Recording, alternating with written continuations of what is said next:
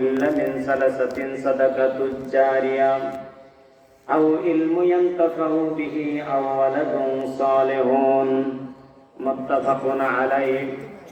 وقال تعالى في شان حبيب مصطفى إن الله وملائكته يصلون على النبي يا أيها الذين آمنوا صلوا عليه وسلموا تسليما.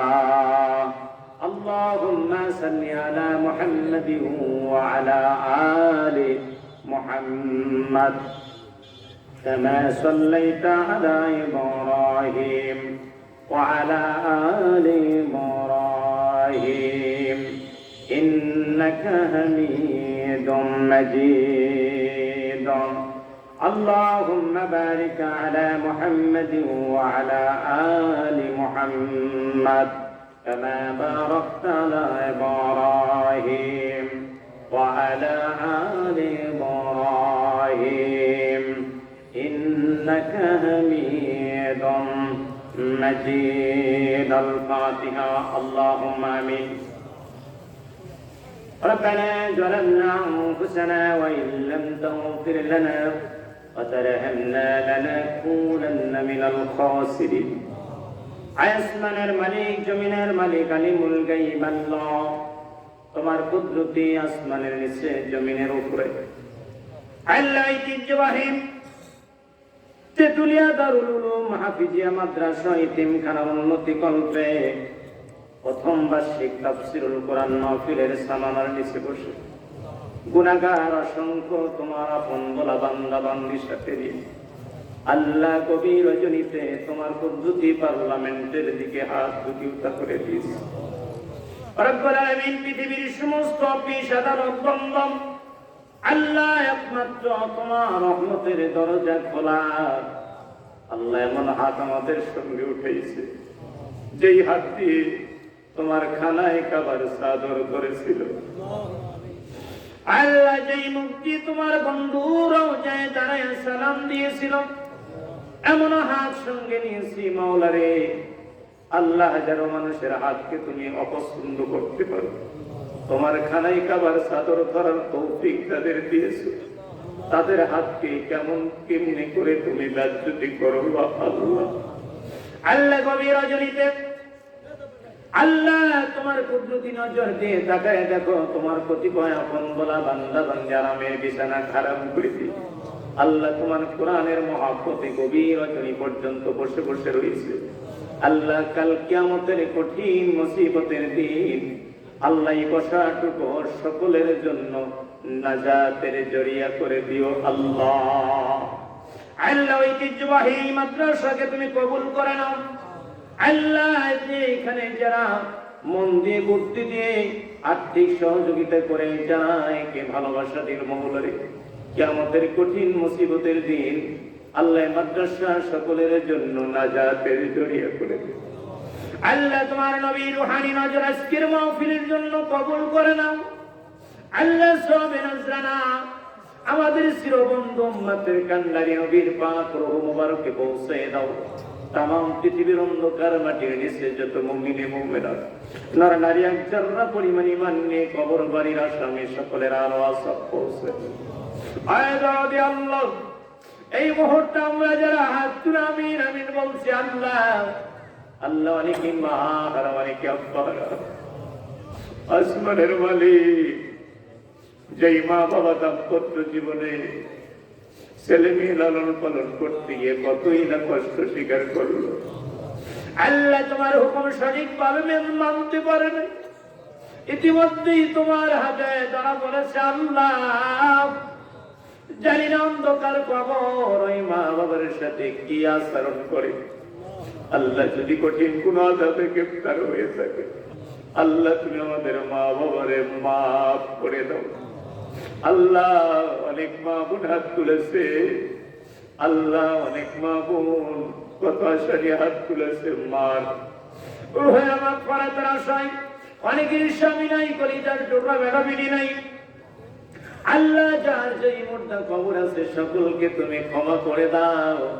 আল্লাহ কাজ করে আল্লাহ এই বসন্তর কবরস্থান, আল্লাহ মাদ্রাসার প্রতিষ্ঠাতা মরহুম খাদিমুল ইসলামের বসন্তের কবরস্থান, আল্লাহ এই কবরস্থানে আমার শ্রদ্ধেয় উস্তাদ আলহাজ হযরত মাওলানা আব্দুল মজিদ আনসারী সাহেব তিনি এই পছন্দের কবরস্থানে শুয়ে পড়লেন।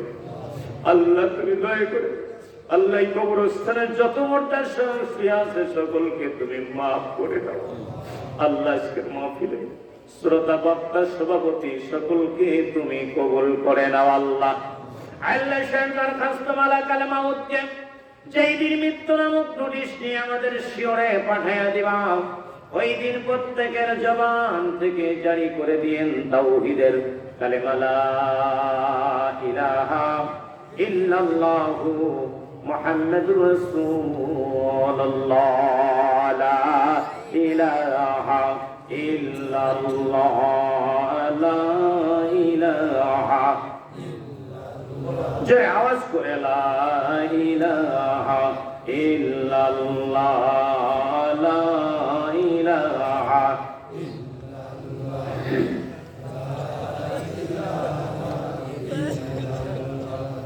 মদিনা মদিনা আশিক মুমিনের ঠিকানা, বলিনি বলবো না বলতে পারবো না, বলিনি বলবো না বলতে পারবো না, মদিনা মদিনা আশিক মুমিনের ঠিকানা, লা ইলাহা ইল্লাল্লাহ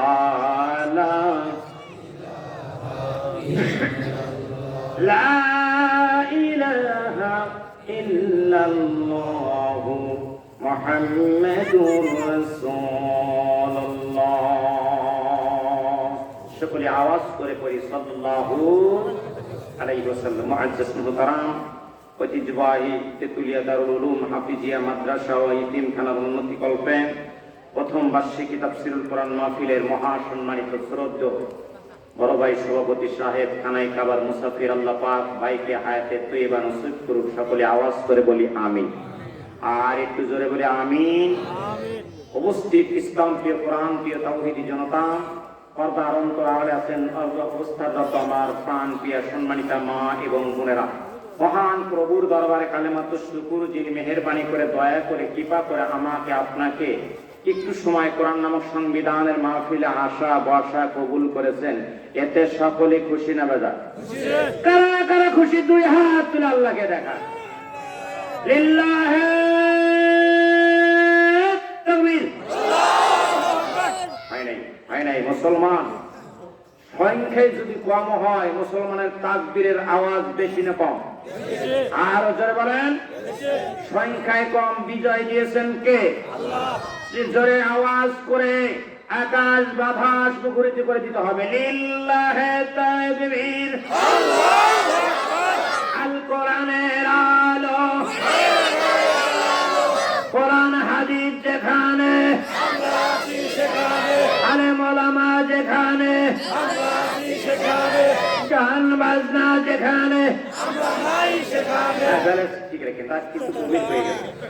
সামনে কিন্তু তাকবীরের সময় এসেছে। কি বলেন? মুসলমানের ইমানের মূল্য হয়ে গেছে এক কাপ চার মূল্য। কি বলেন? সবচেয়ে দামি নিয়ামত মুমিনের জন্য ঈমান। আওয়াজ করে কথা বলেন ঠিক কিনা?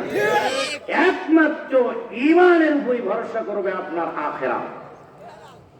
কারণ এই ঈমান আপনার মৌখিক হতে পারে, আন্তরিক হতে পারে। নবীজির হাত ধরে মুসলমান হয়েছে আব্দুল্লাহ ইবনে উবাই ইবনে সুলুল। নবীজির হাত ধরে মুসলমান হয়েছে, নবীজির পিছনে নামাজ পড়েছে, কিন্তু ঈমান ছিল মৌখিক। আওয়াজ করে কথা বলেন ঠিক কিনা? আসমানের মালিক আলিমুল গায়ব বিজাতিস সুদূর সামিউম বাসির, তিনি সব জানে, দেখে এবং শুনে। আওয়াজ করে বলুন আল্লাহু আকবার। আর জোরে বলুন আল্লাহু আকবার। তাই তো নবীজির হাত ধরে মুসলমান হয়েছে, তার পিছনে নামাজ পড়েছে, নবীজি তার জুব্বা মুবারক দিয়ে কবরস্থ করেছে, নবীজি জানাজায় শরীক হয়েছে। আসমানের মালিক আল্লাহ বললেন নবীজি জানাজা করে লাভ নাই। কেন? বলে আমি আসমানের মালিক আল্লাহ আব্দুল্লাহ ইবনে উবাই ইবনে সুলুলকে পছন্দ করি না। মুনাফিক। আওয়াজ করে কোন নাউজুবিল্লাহ। তাহলে নবীজির পিছনে নামাজ পড়ে নবীজির হাত ধরে মুসলমান হয়ও লাভ হয় নাই। সুতরাং আমাদের ঈমান আনতে হবে আন্তরিক ভাবে। আওয়াজ করে কথা বলেন ঠিক কিনা? মৌখিক ঈমানের কোনো মূল্য নাই। আমরা যা করব তা কার খুশির জন্য করব? আল্লাহ। আরো জোরে বল। আপনি টাকা দিবেন, পয়সা দিবেন, শ্রম দিবেন কার খুশির জন্য? পৃথিবীর সব মানুষ আপনার বিপক্ষে, আসমানের মালিক আপনার পক্ষে, আপনাই বিজয় হবেন। আওয়াজ করে কথা বলেন ঠিক কিনা? সুতরাং আপনাদের চাওয়া পাওয়া, আমাদের চাওয়া পাওয়া যদি সঠিক হয়, আল্লাহ সুবহানাহু ওয়া তাআলা আমাদের গন্তব্যস্থলে পৌঁছায় দিবেন ইনশাআল্লাহ। কারণ নবীজির টার্গেট ছিল ইসলাম কায়েম করা। আবু জেহেলের ষড়যন্ত্র কম অতিক্রম করতে হয় নাই। এরপরে মদিনায় যাওয়ার পর মদিনার ইহুদিরা ষড়যন্ত্র করে 1 নয় 2 নয় নবীজি 27টা যুদ্ধের সেনাপতির দায়িত্ব পালন করেছেন। এরপর বিজয় আমার নবীর পক্ষে আসে কি নাই? আরো জোরে বলেন আসে নাই? সেইখানায় কাবার ভিতরে 360টি মূর্তি তুলে আবু লাহাব, উতবা সাহেব, আবু সুফিয়ান, আবু জাহেলের নেতৃত্বে হজের মৌসুমে পুরুষ নারী উলঙ্গ হয়ে খানায় কাবার চতুর্থ সাইড দিকে ঘুরে নাচা পেশা করে তার এটা আমল মনে করত। নবীজি 13 বছর পরিশ্রম করলেন, সম্ভব হলো না। চলে গেলেন মদিনায়, আল্লাহর হুকুমে হিজরত করলেন। 8ম হিজরিতে 10,000 সৈন্য নিয়ে মক্কা বিজয় করলেন। খানায় কাবাতে হযরতে বেলালের দ্বারা আযান দিয়ে সেই দিন নবীজি স্বয়ং নিজে হাতে 360টি মূর্তি বের করে ফেলে দিয়ে সেই দিন থেকে খানায় কাবাতে আল্লাহর নবীর ইমামতিতে নামাজ শুরু হয়ে গেল। আর জোরে বল। আল্লাহ বললেন নবীজি আপনি হতাশ হবেন না, আপনার কাজ দায়িত্ব পৌঁছায় দেওয়া, আর হেদায়েতের মালিক আল্লাহ। সুতরাং দৃষ্টি আকর্ষণ করছি, খুব সীমিত 2টি কথা বলবো। আপনারা কি কষ্ট পাচ্ছেন? যেটা সেটা যাবে। কি বলেন? মুসলমান সবাই এক সমান? যদি মুসলমান আমরা, তো যারা চলে গেছে হয়তো বা অসুবিধাই গেছে, কিন্তু আমরা যারা এখন আছি শেষ পর্যন্ত থাকতে পারবো তো ইনশাল্লাহ। কারা কারা পারবেন না 2 হাত তুলে আল্লাহকে দেখেন। দেখছেন এরাই ভেজাল বাঁধাইছে। কারা কারা পারবেন না এই কথাই আমি বলছিলাম না, কি বলেন? ওনারা বুঝে না বুঝে উঠেছে আমরা তো পারবোই। কি কম একটু কারা কারা পারবেন 2 হাত তুলে দেখান তো আল্লাহকে। লিল্লাহি তাকবীর। আলহামদুলিল্লাহ। আপনার শেষ কথা হলো, আসেন আল্লাহ রাব্বুল আলামিন এই যে সংবিধান কোরআন নাযিল করেছেন, এটা আমাদের জন্য নিয়ামত। কি বলেন? এই যে ঐতিহ্যবাহী এই প্রতিষ্ঠান আমরা দীর্ঘদিন ধরে করতে চাচ্ছিলাম, কিন্তু সম্ভব হয় নাই। ইতিমধ্যে আল্লাহ পাক আমাদের করার তৌফিক দিয়েছেন। আওয়াজ করে কথা বলেন ঠিক কিনা? এটা কার কুদরত? আল্লাহর কুদরত। ইচ্ছা করলেই পারা যাবে। আল্লাহ যতদিন পর্যন্ত কবুল না করেছে ততদিন পর্যন্ত আমরা পারি নাই। এবার আমাদেরকে আল্লাহ তৌফিক দিয়েছেন। ইতিমধ্যে আপনাদের নেক দোয়ায় প্রায় 100 ছাত্রছাত্রী ভর্তি হয়ে গেছে। তারপর ভর্তি চলছে। আপনারা খুশি হলেন না? আরো আওয়াজ করে বলেন খুশি হলেন না? এটা আমাদের জন্য আখিরাতের সম্বল। আওয়াজ করে কথা বলেন ঠিক কিনা? সুতরাং আসেন আমি আল্লাহ তাআলার মহাগ্রন্থ আল কোরআন, সূরার নাম সূরা বনী ইসরাঈল, এর থেকে 1 খণ্ড আয়াতে শরীফা তেলাওয়াত করেছি। এই একটা আয়াতকে সামনে রেখে সীমিত সময় 2টি কথা বলবো। আপনারা রাজি আছেন ইনশাআল্লাহ? একটা ঘটনা আগে বলবো, কারণ আমাদের বাংলাদেশে এবং ভারতের পাশে একটা দেশ আছে, দেশটার নাম মায়ানমার। কি নাম? আরো জোরে বলেন। মায়ানমার। এই মায়ানমারের অনেক মুসলমান নির্যাতিত নিপীড়িত হয়ে বাংলাদেশে এসে কক্সবাজারে তারা তাবু করে পড়ে আছে। আমাদের বাংলাদেশের মুসলমানরা তাদের আশ্রয় দিয়েছে। আওয়াজ করে কথা বলেন ঠিক কিনা? এই মায়ানমারের একজন ছোট্ট মাসুম বাচ্চা কোরআনের হাফেজ। যেরকম কিসের হাফেজ? কোরআনের হাফেজ। তো এই বার্মি বাহিনী মুসলমানদের যেখানে পায় সেখানেই ধরে ধরে দুই টুকরা করে দেয়। এবার যখন খোঁজাখুঁজি করতেছে যে মুসলমানের কোন সন্তান আছে কিনা, খুঁজতে খুঁজতে যায় দেখে একটা মাসুম বাচ্চা মাথায় টুপি পরনে জুব্বা ঘোরাফেরা করতেছে। এবার বার্মি বাহিনী ধাওয়া করছে ধরার জন্য। এই সন্তানটা এই বার্মি বাহিনী দেখে দৌড়ে মার কোলের মধ্যে যা পলায়ন করেছে, আওয়াজ করে বলুন আল্লাহু আকবার। মা কোলের মধ্যে জড়ায়নি, চুপ করে বসে আছে। এবার বার্মি বাহিনী ভিতরে ঢুকলো। ঢোকার পর বলছে এবার একটা সন্তান ঢুকলো না? বলে জি। বলে কই সেই সন্তান? দেখে মায়ের কোলের মধ্যে বসে আছে। যেরকম সুবহানাল্লাহ। এবার মা বলছে বাবারে, আমার এই সন্তানকে তোমরা নিয়ে, আমার একটাই সন্তান, একে তোমরা মারো না, আল্লাহর দোহাই লাগে। যেরকম সুবহানাল্লাহ, মেরো না, এটা আল্লাহর দোহাই লাগে, আমার এই একটাই সম্বল। ওরা জোর করে মায়ের কোলের ভিতর থেকে ছিনিয়ে নিয়ে গেছে। নিয়ে যাওয়ার পর জমিনের ভিতরে শত শত মানুষের মধ্যে সন্তানটার গলায় ছুরি চালাইছে। আওয়াজ করে নাউযুবিল্লাহ। এক নয় দুই নয়, বারবার ছুরি চালাইছেন, কিন্তু একটা পশম কাটতে পারে নাই। আওয়াজ করে বলা যাবে কি মারহাবা? একটা পশম কাটতে পারে নাই। যার প্রমাণ মিল্লাত আবিকুম ইব্রাহিম হুয়া সাম্মাকুমুল মুসলিমিন, যিনি আমাদের জাতির পিতা, মুসলমান জাতির পিতা ইব্রাহিম খলিলুল্লাহ মিনা বাজারে তার ছেলে ইসমাইলকে কোরবানি করার জন্য বারবার গলায় ছুরি চালাইছে, কিন্তু পশম কাটতে পারে। যখন পারছে, এই ইব্রাহিম খলিলুল্লাহ রাগের বশবর্তী হয়ে ছুরিটা ঢাল দিয়ে ভাগে ছুঁড়ে মেরেছে। এই ছুরিটা পাথরের উপরে পড়েছে, পাথর দুই খণ্ড হয়ে গেছে। পাথর দুই খণ্ড হয়ে গেছে। এবার ছুরি হাতে নিয়ে পয়গম্বর ইব্রাহিম বলেন, ছুরি রে, পাথর কাটতে পারো আর ইসমাইলের গলা কাটতে পারো। ছুরির জবান আসমানের মালিক আল্লাহ খুলে দিলেন। ছুরি জবান খুলে বলে, ইব্রাহিম আল্লাহর পয়গম্বর, ইসমাইলের গলা কাটার জন্য তুমি একবার বলো, আর আসমানের মালিক 10 বার নিষেধ করে। 10 বার নিষেধ করে ছুরির গলা কেটে। সুতরাং কার কথা আমি রাখবো? আসমানের মালিকের কথাই তো আমার রাখা লাগবে। আওয়াজ করে বলেন সুবহানাল্লাহ। এবার এই সন্তানটার গলায় বারবার ছুরি চালাইছে, কিন্তু একটা পশমা কাটে না।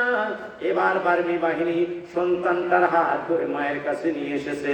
নিয়ে এসে বলতেছে, বেটি রে, তোমার এই সন্তানকে কি শিক্ষা দিয়েছো, যার কারণে একে মারার জন্য আমরা বারবার গলার ভিতরে ছুরি চালাইছি, একটা পশমও কাটতে পারি না।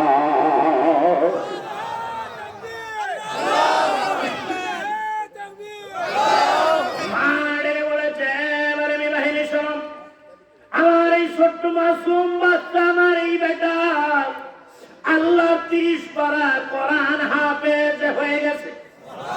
30 পারা কোরআন সিনার মধ্যে উঠাইছে। তোমরা হাজার হাজার বার চেষ্টা করে আমার এই বেটার গলা কাটতে পারবা না। এই ইজ্জত কার পক্ষ থেকে এসেছে? আরো জোরে। তাহলে আমরা যদি কোরআনের সুহবতে থাকি, মুসলমান ভাইরা আমার, 3.5 হাত কবরে আমাকে আপনাকে যেতেই হবে। বলেন যাবো কি যাবো না? আরো জোরে কন। কবি বলেছেন, কোরআন শিখাও ছেলে মেয়েকে ও হে মুসলমান, জান কবাজের সময় তোমার হইবে রে আসান। কোরআন শিখাও ছেলে মেয়েকে ও হে মুসলমান। একটি ছেলে আলেম হলে পড়বে কোরআন মরণ কালে, যেদিন ঈমান হারা করবে তোমায় মরদুদ শয়তান, জান কবাজের সময় তোমার হইবে রে আসান। কোরআন শিখাও ছেলে মেয়েকে ও হে মুসলমান, জান কবাজের সময় তোমার হইবে রে আসান। বিমারি কয় বিনয় করে একটু পানি দাও না মরে, পিতা মাতার বেশে আসে মরদুদ শয়তান, জান কবাজের সময় তোমার হইবে রে আসার। হাদিসেতে বলেন নবী, ইয়াসিন পড়ো মরণ কালে, মরদুদ শয়তান বেগে যাবে, বাঁচিবে ঈমান। জান কবাজের সময় তোমার হইবে রে আসার। আল্লাহু আকবার, আল্লাহু আকবার। শোনো ভাই, এই জন্য দৃষ্টি আকর্ষণ করছি, এই কোরআনের সুগতে থাকতে আমরা রাজি আছি কি নাই? আরো জোরে বলেন, কারা কারা রাজি? দুই হাত তুলে আল্লাহকে দেখেন। আল্লাহ পাক সকল